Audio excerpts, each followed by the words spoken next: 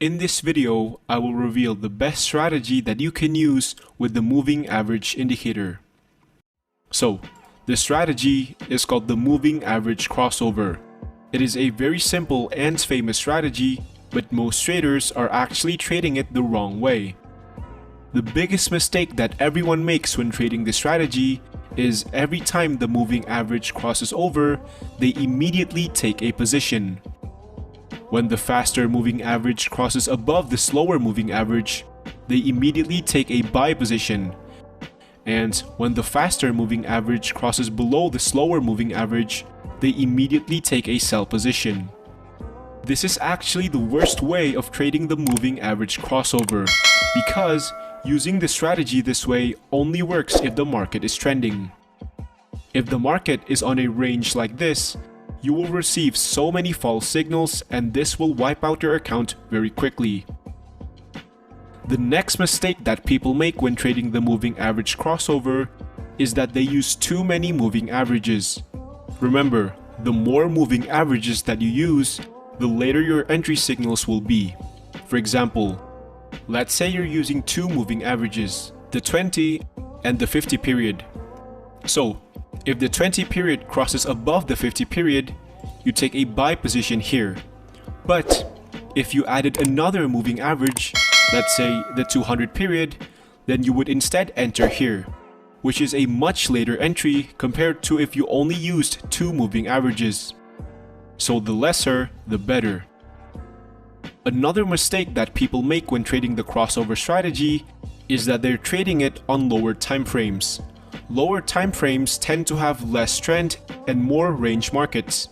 So that is why most traders lose money when trading the crossover on lower time frames. So instead, this is how I would trade the moving average crossover. I'm only going to be using two moving averages, the 20 and the 50 period. The first step is that I would choose a high time frame. I recommend using the daily time frame for this strategy, but if you think that that's too high, then you can just use the 1 hour chart instead. Next, I would pick a pair. Then, what I'm trying to look at is how the market is reacting to the moving average crossover. Let me show you what I mean. If you zoom out and look closely at the 20 and 50 period, you can see that the price tends to not react to the crossover. Here we can see that the moving average crosses over downwards. But instead of following the crossover and also heading downwards, the price instead reverses and heads back up. And now you can see it again here. The moving average crosses upwards, but the price instead went downwards. So clearly, this market has a history of not reacting to the crossover, and so I will not use the crossover strategy on this market. So let's look at another pair instead. Here's the Euro GBP. If you zoom out and look closely at the 20 and 50 period, we can actually see that the market tends to react to the crossover. Over here, we can see that the moving average crosses over upwards, and the price followed that signal and made an uptrend. Next, you can see it happening again here. The moving average crosses over downwards, and the price made a downtrend. This has actually happened multiple times in this chart. Every time the moving average crosses over, the market tends to follow that same direction. And so now we know that this market has a history of following the crossover. So I will confidently trade the crossover strategy on this market. But remember, just because a market reacted to the crossover in the past doesn't guarantee 100% that it's going to do that again in the future.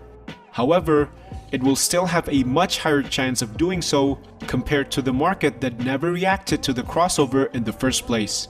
So once you identified the right market, it's time to trade the crossover.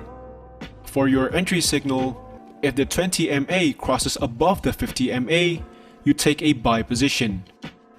And if the 20 MA crosses below the 50 MA, you take a sell position. And for your exit signal, you can use an exit indicator like the ATR trailing stop loss to exit your trades. This will give a much better exit compared to if you waited for the moving average to cross over again. For example, let's say you took a buy position here. If you waited for the lines to cross over again, you would have exited your trade here and wasted so many pips. But if you had used a better exit indicator like the ATR trailing stop loss, you would instead exit here. Notice that it gave a much better exit signal and you would have kept more pips. So that's my approach when trading the moving average crossover. Another way of using the moving average is by trading it like support and resistance. And another indicator that is perfect for the strategy is the stochastics. So here's an example on how the strategy works. In this chart, we can see that the price went up to this level, it hit and reverses downwards. This happened multiple times, which further confirms that the moving average is acting as a resistance. Next, we also noticed a pattern. Every time prices went up to the resistance, while the stochastics is at overbought, the price tends to reverse downwards. And now, as you can see in the current price, we are back at the resistance level while the stochastics is at overbought. So this is a good opportunity to take a sell position. Let's look at another example. In this chart, we can see that the moving average is acting as a support as prices went down to this level, hit and reverses upwards multiple times. And we also noticed that the same pattern has formed. Every time prices went down to the moving average, while the stochastics is at oversold, the price tends to reverse back up. So now, as we look at the current price, you can see that it is back at the support line, while the stochastics is at oversold. So this is a good opportunity to take a buy position. Another moving average strategy that you can use is by combining the 200 exponential moving average with any indicator and automatically increase its win rate.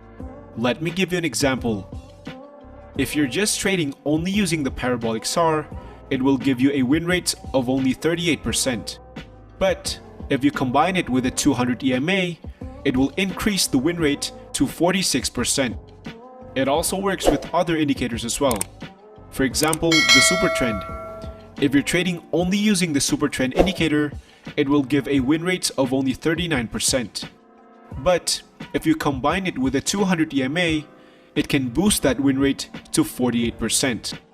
So adding the 200 EMA with any indicator can automatically increase its win rate. And the way you combine the 200 EMA with other indicators is very simple. If the price is above the 200 EMA, you only take buy positions.